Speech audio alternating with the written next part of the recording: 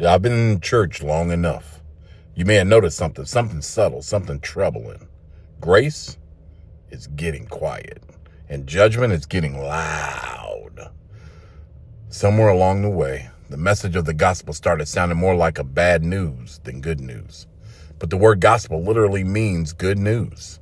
So if the message we preach leaves people hopeless, condemned, or beyond compassion, and feeling this sense of hopelessness, we need to ask a serious question. Did we lose the sound of grace? Years ago, I met someone who told me they stopped going to church. Not because they stopped believing in God, but because they felt like the church stopped believing in grace. They told me something that stayed with me. They said, church started feeling like a courtroom, and every Sunday, I was a defendant. And I thought about that, because when you read the Gospels, that's not the environment Jesus created. Jesus walked straight into rooms full of broken people, tax collectors, outcasts, sinners, people the religious crowd had already written off, and instead of saying, stay away, Jesus said something radical. Come eat with me. Listen to the words of Jesus in John chapter 8. A woman caught in sin is dragged into the street. Religious leaders surrounded her, stones in their hands. They want justice. They want punishment. They want condemnation. And Jesus stands there quietly. And then he said, let the one who is without sin cast the first stone. And one by one, the stones dropped, because Jesus didn't ignore sin, but he refused to destroy the sinner. But let's look at this through our faith.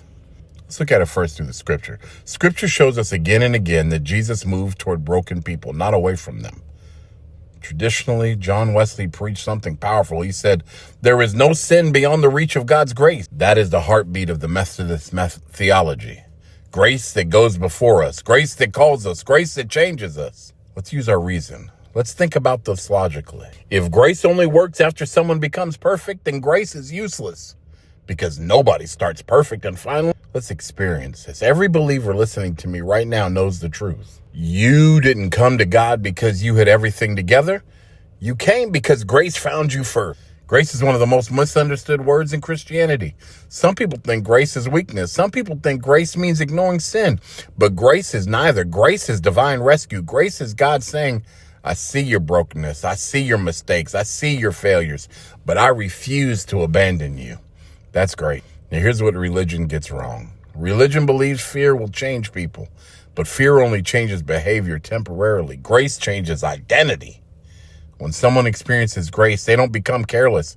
They become grateful, and gratitude creates transformation. Because when people realize God loved them at their worst, they start wanting to live differently. So how do we live as people shaped by grace?